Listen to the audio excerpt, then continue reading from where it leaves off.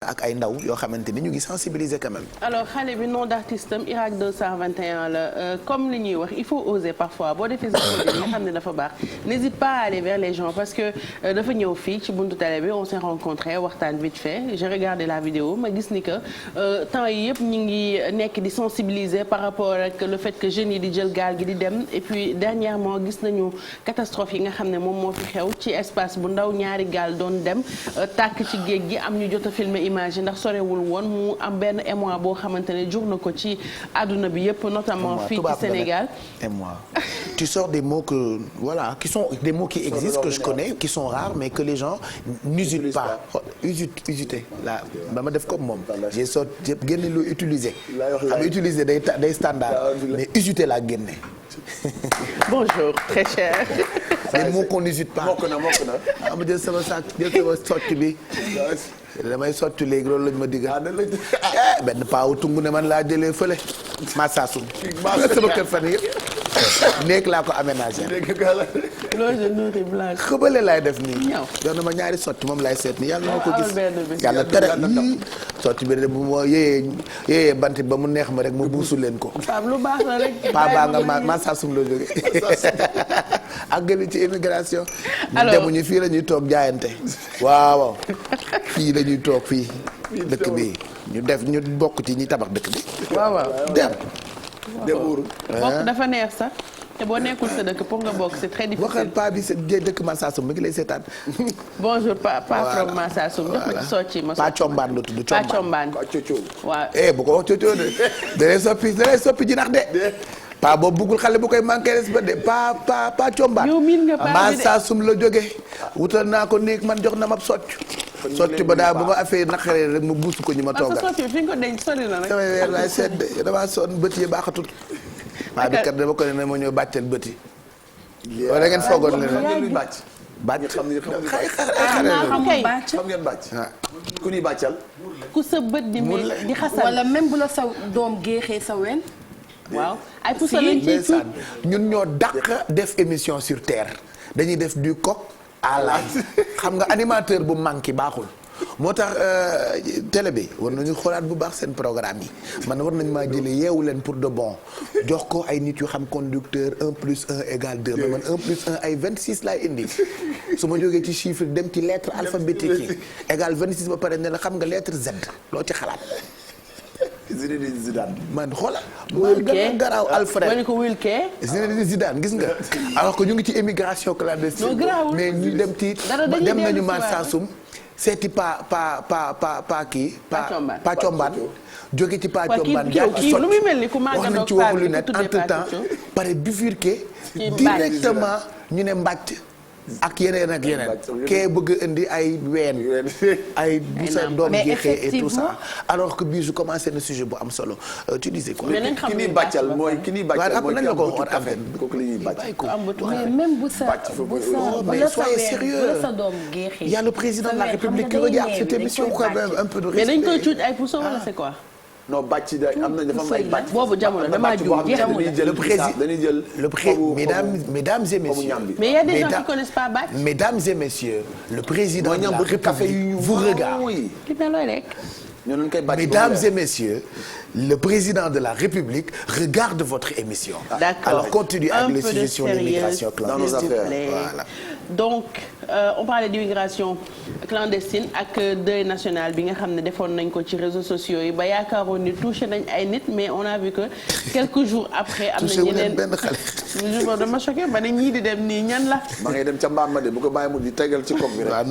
donc reste sur le coq. juste après ça on a vu beneen gaal encore bu tàkkaat côté Cap-Vert mu nekk loo xam ne daf ñu naqari mais peu importe li may wax tout le temps on va continuer ci sensibilisation bu fekkente ne touché na benn nit sax ba mu changer d'avis te waroon dem dañ koy def d'où l'intérêt de mettre vidéo boo xamante ne ay jeunes ñoom ñoo ko réaliser message bi dafay gën a jàll ndax ay xale ñooy wax ak ay xale peut-être dinañ gën a comprendre ante seen biir mun nañ seetaan Irak 221 ak waa groupe am li ñu réaliser pour lutter contre l'immigration clandestine. ndeysaan bu ngeen ñu gisee ak suñuy chemise ngeen foog ni dañu juddu rekk fekk lépp rose waaye ay bu ngeen xamoon fu ñu jaar ba yegg si fii. lii nag ñun 5 la dafa am bés ñuy waxtaan suñu biir ku ci nekk di wax ay jafe-jafe yi muy dund. saa yow mënoo bàyyi di ñu jaay intellectuel gis nga li ngay wax bu la tolloon fenn fi mi ngi la fekk si sa bureau climatisé nga toog di gérer.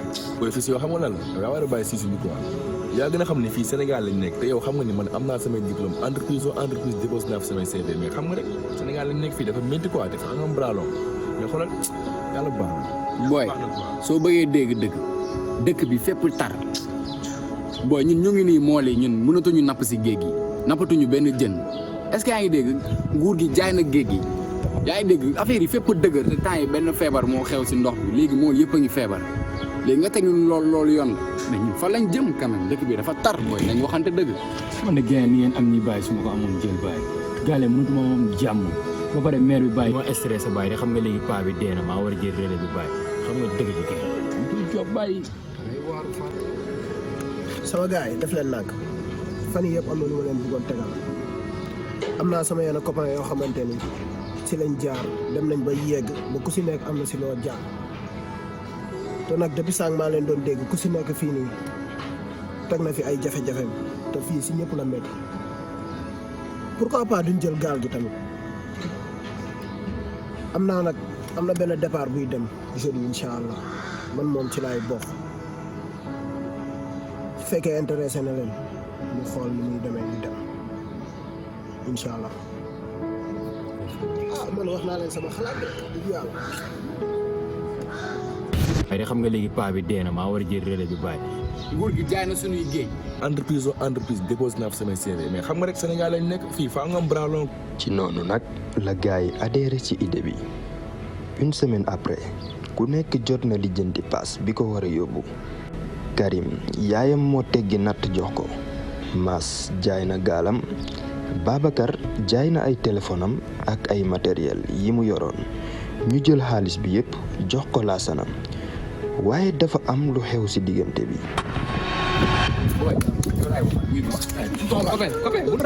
wuy ma dama nga toog booy yow laay waxal kañ nga may déglu wuy ma suñu xaalis laaw dañu ko jox par A ou par B ñu ngi def ba am xaalis bi xam nga ko gaal bi démb la waroon dem te ñu ngi lay woo jotuñu la jox ñu suñu xaalis ana suñu moon yi. Karim waa déglu xoolal wuy ma Babs man yow laa mën a expliquer quoi. graaw déglu leen ko.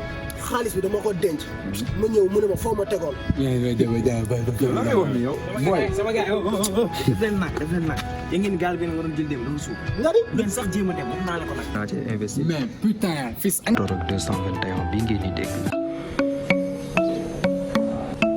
Alors bonsoir les gars. Bonsoir. Je vous présente notre nouvel partenaire qui vient de la Chine. Il s'appelle Yang. Salam alaikum. Maaleykum salaam.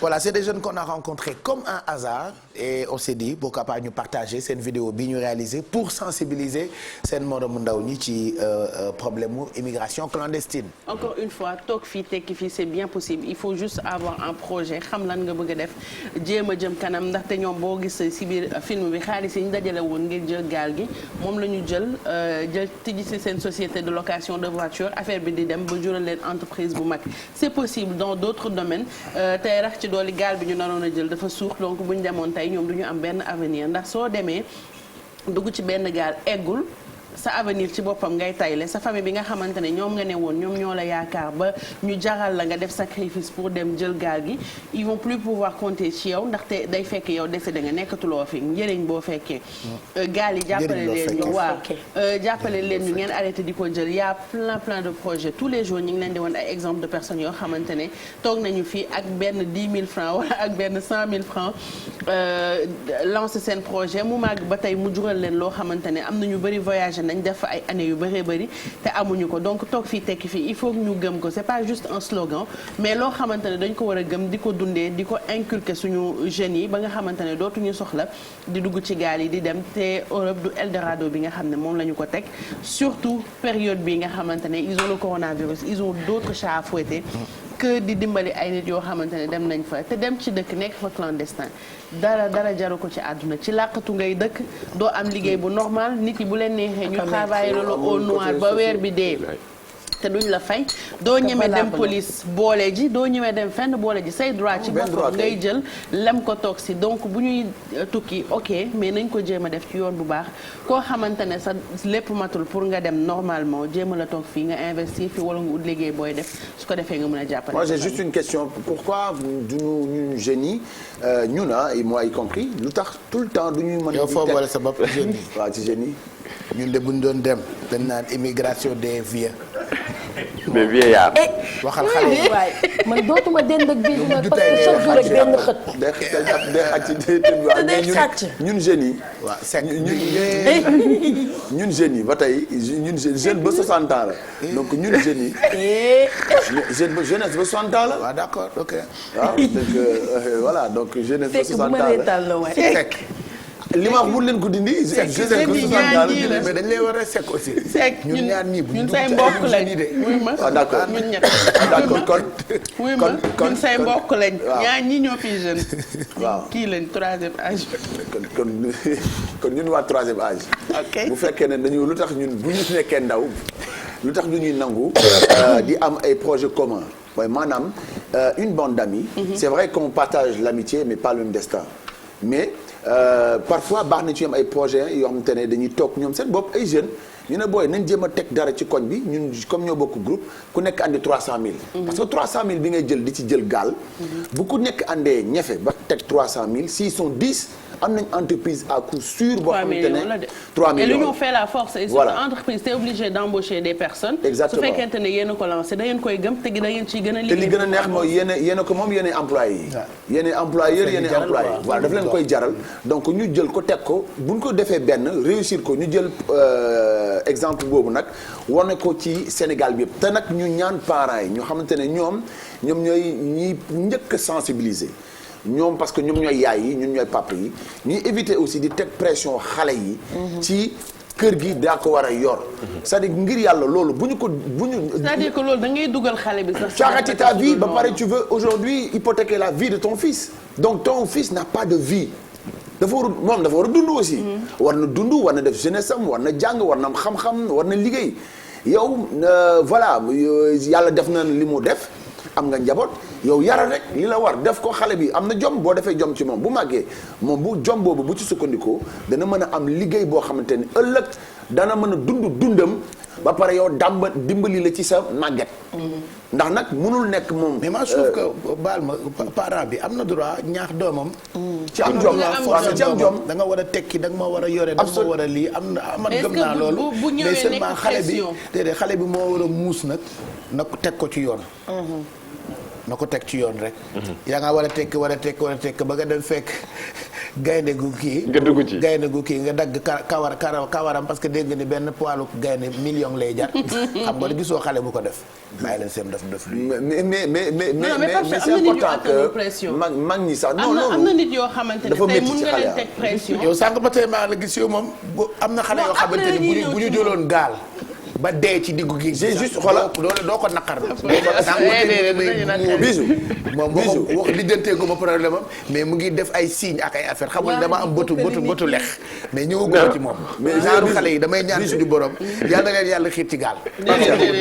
en pleine mer. pourtant kii bi ñuy wax dama daan ko instant yi ñu bëgg a dem ñu ngi koy ngóob bi daan ko nii yow faale wu ñu li ngay wax. mais keroog bi ñuy wax ci gaal bi am na ku ñëw defal ñu commentaire boo xamante ni mënoo ko wax ci télé mais kooku xam naa moom dafa bëgg a dem ci gaal gi beneen level parce que yéen a ngi wax rek genre tey mu neex laay ndax ci laa ne nii rek alaaji lii mbaa du dara kaanaa dugg ci yaram bi sa paa bi de war na ci laa ne nii daal yi rafet na daal yi rafet na ci laa ne nii ay wane dal ay sotti ba yu noonu nepp yooyu laa nekk yéen kañ ngeen di arrêté immigration clandestine. waaw léegi en fait damay fi may daanelee mooy sonn daal ci si aujourd'hui les parents ont vécu leur vie ou bien ñu dund seen dund man j'ai juste une question boo xamante ne dama ko bëgg a laaj aussi mooy parent bi dund na xale bi dafa war a dund pour kan pour ses parents.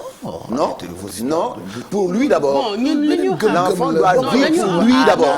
am na dund aussi. dafa war a takk jabar. maa fekke loo am jox nga say waajur. waaw say rakk. non non dëgg la mais. maa ngi dund jamono soppeeku. non maa ngi dund. kooku non Pape Cheikh barki dem te seen ma koo xamante ni Amérique la yàgg na am non mais Sénégal da ngay wër quoi. non mais Pape Cheikh. sama yaay nu ma yor jox ko alors qu'elle a sa vie j'ai la mienne. kenn du dimbali gi loo am jox nga sa mais comme nga ñëw rek système bi soppeeku. non en fait loolu moom c'est quelque chose de très bien boo xam ne. l'enfant il a droit de vivre. am na dafa war a takk jabar. dafa am loo xamante ne dafa ñu gëm. mais c'est pas normal.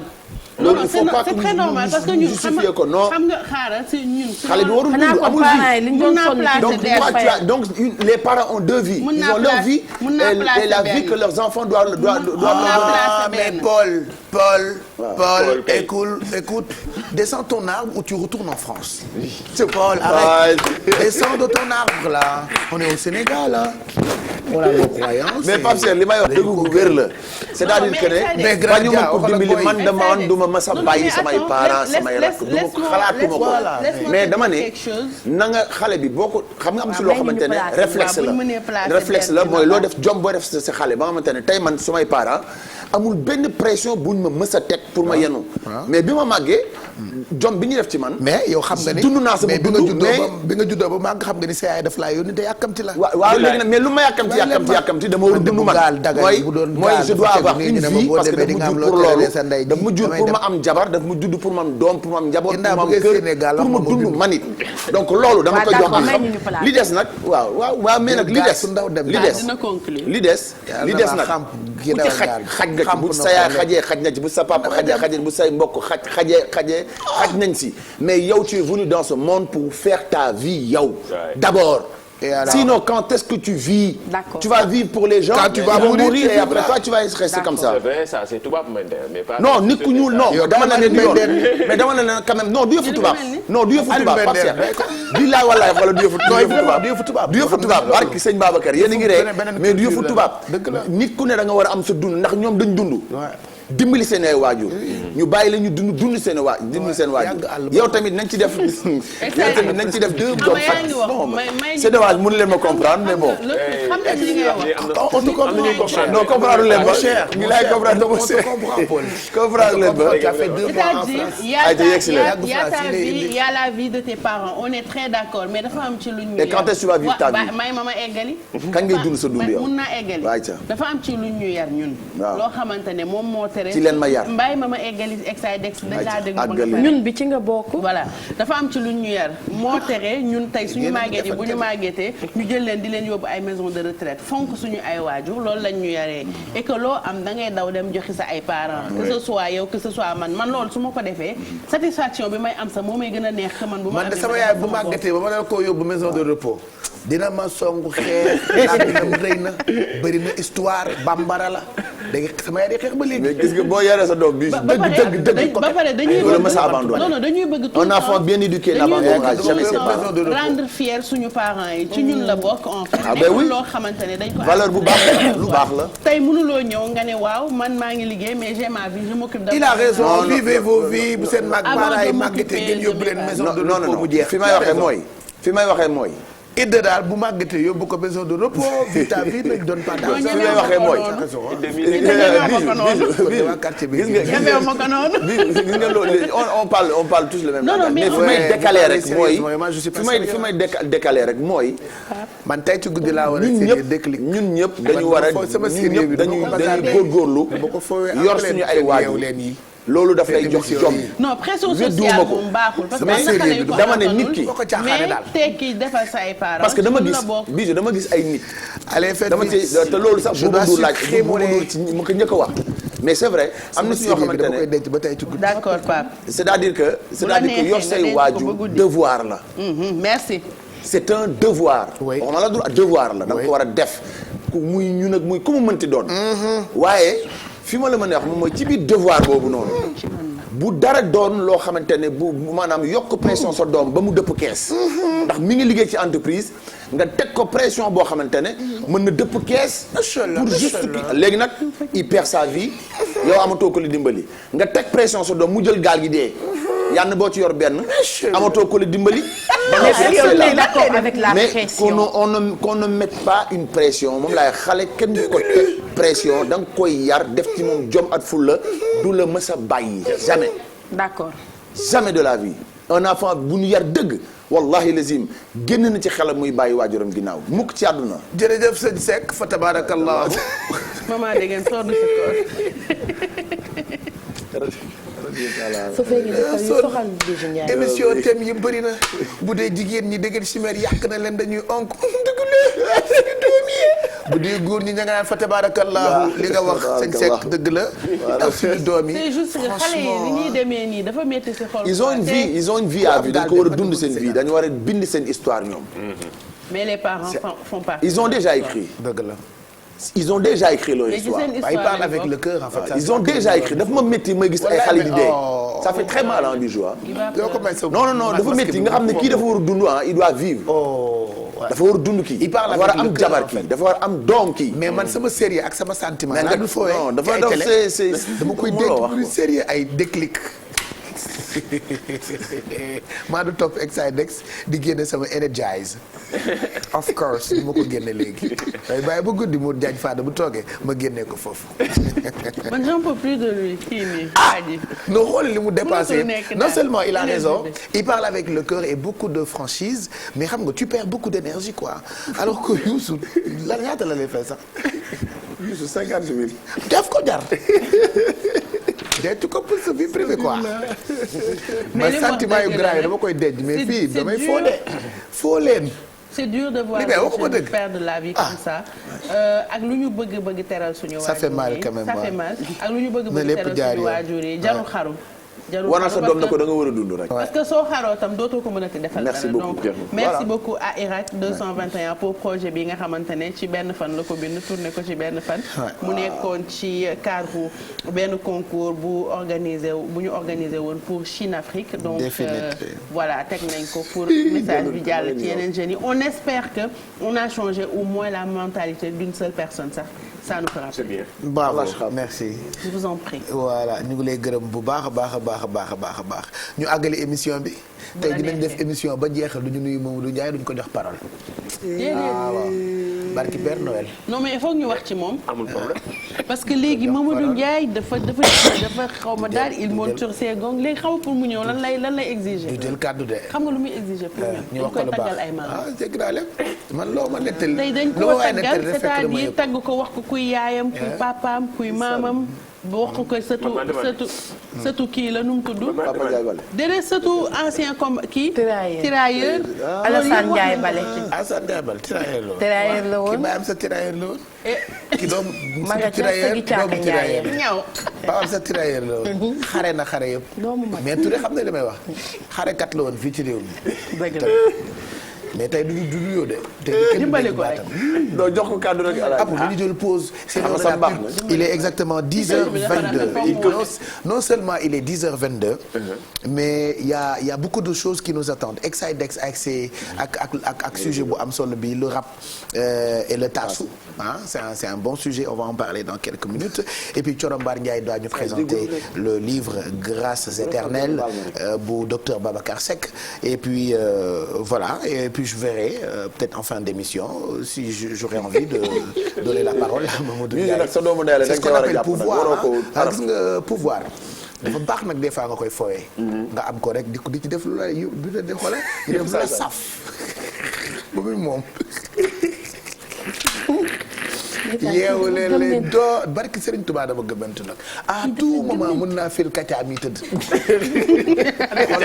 bul fël laal tey. déedéet bul fëlaale vaisselle yi. bul ne ku tudd vaisselle yi gërëm leen nga bëgg moo tax nga teel ko. damay bañ ngay fàtte partenaires yi. du ma leen sax tudd. vaisselle bi dafa rafet. man télé bu fay sax mën naa la programme bi ci daal. vaisselle bi. Adja li muy def dafa rafet. lii rek ko dama ko teel a bind partenaires yi dama leen di teel a bind. comme moom nelawul day naax. xam nga xale yi. ma ne ko bëttal vaisselle yi.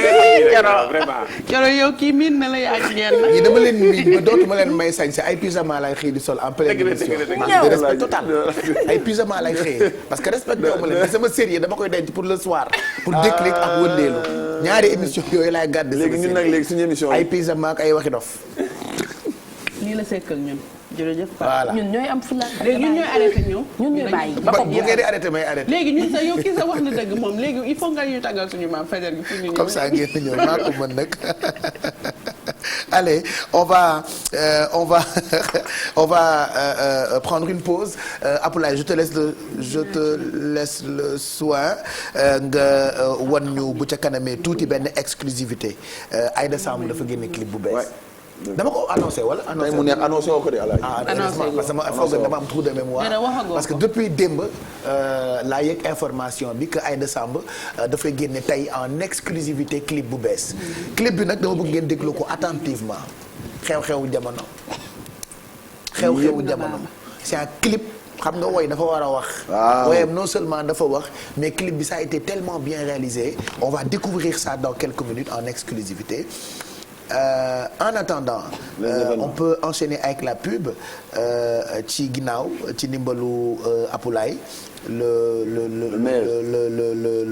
le titulaire Apu xam nga nag vraiment la pétac Apulaay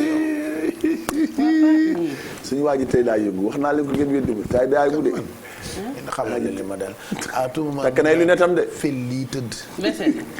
di bu ma tudd Veselu Adja mu sëñ Fall. xam leen du ma ko tudd su ma ko tuddee léegi gën a safe. problème bu leen neexee ngeen tuddandoo ko yéen ñëpp woo ñoom li meeg ñeen ñëpp wax ko. ñu jàmb. du safe. waaw mais dinañ la ko fii ma nga tudd. dara saf de. du ma ko tudd bu ñu jàmbee rek. xamoo leen ma.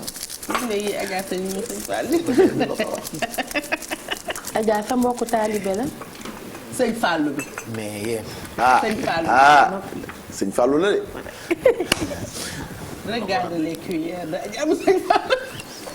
yow kii Apulaay tegal kii. foog ñu ànd ma sax bàyyi. fan la ci Adja. ci Adja. adresse am lan la. xaw ma ko. regarde-moi ça. moom Adja nitam la dafa mel ni. léegi comme nitam yi ñun bu ñu ko bëggee nangu day moom day rafetlu rek day siisu bàyyi ñu dama ba ñu ragal pare ne loolu la te ngeen noppi léegi ngeen ko bàyyi nitam bu ñëwee rek mu neex. da ngeen koy bàyyi nitam rek. Allez, on va regarder la pub wala bu pub